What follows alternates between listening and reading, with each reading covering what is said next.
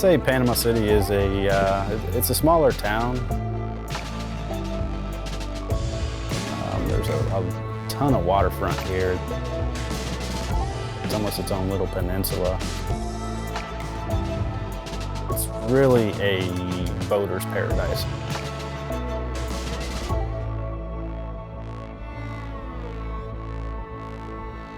Being from Florida, we have hurricanes on the regular. Even hearing a storm, coming on TV is not a big deal to us. It's typical to stay.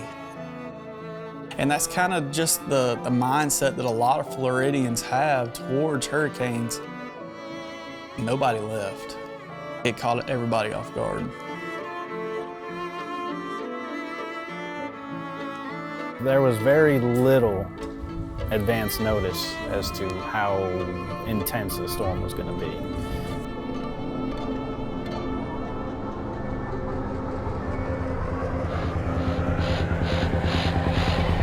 We're just keeping a close eye on Hurricane Michael right now. That's where that wind gust to 70. This isn't the type of hurricane. So it is gearing up to potentially be the strongest storm ever to hit the Florida Panhandle.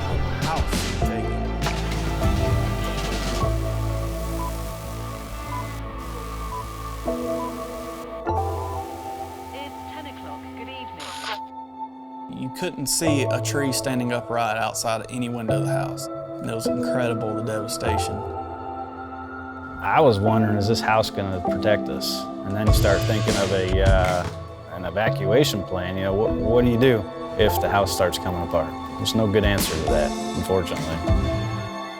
It's kind of a defeating feeling at that point.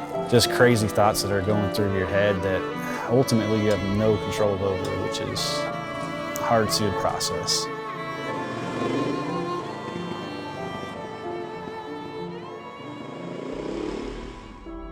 After the storm, words can't describe after the storm. It's almost like you're in this alternate reality. As soon as the storm dissipated, I was out there cutting. Nobody could prepare for anything like this, and nobody's ever seen anything like this. You would go 2 houses down and a house would be flattened or demolished, and then skip over one and it was like it was untouched. I cut my way to Mom and Dad's house first. I just needed to see my family. There was no cell service. You can't dial 911. I knew that the power and the lights and life was not going to come back online as normal for many weeks to come. 90% of the structures in this county were compromised, and there's just not enough people to do all the work. So instead of just waiting around at home, I picked up with anytime tree removal and started cutting trees off houses. We worked 7 days a week for a long time. Most every metal building in Panama City got just leveled, and I didn't think this one was going to be an exception. As soon as I got down the street to where I could see the facility, I saw that it was still standing. I'm not the type of person to jump up and down and scream out loud, but I was jumping up and down and screaming out loud. I was so very excited. Obviously, nothing got through the storm unscathed, and we've had a lot of damage and a lot of repairs to do, but we're here. After my family had left, I turned my attention towards my other family, which is the guys here. I need to make sure they're okay and to take an assessment of who needs what and make sure that everyone is going to live till we get life back on track. I've always worked outside. I've run chainsaws. I've run heavy equipment my whole life, so I felt like it was needed for me to put that to use. Brunswick and Land and Sea had sent us some supplies, including tarps. We would take those tarps out to the homes, and 4 or 5 of us at a time, we'd just go from one house to the next house to the next house and put the tarps on there, and at least get your homes from experiencing any continued degradation or damage.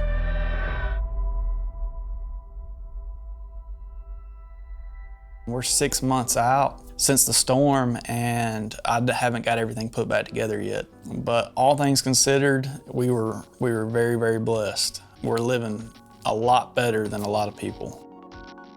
When there's literally nothing available and no one to reach out to, I consider myself very fortunate to have been in a position to offer help. Stuff is just stuff, you know. People are what's important that can never be taken away.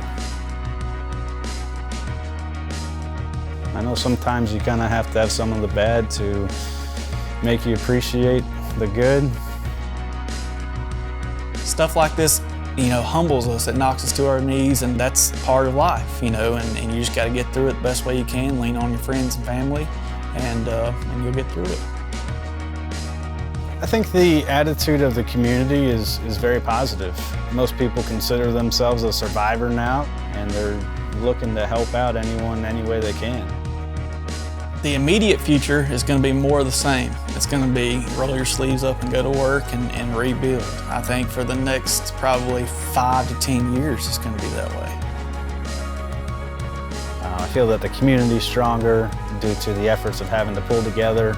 You know, all the things that you need to get by are in place. We're not letting the storm dictate, you know, how we move going forward.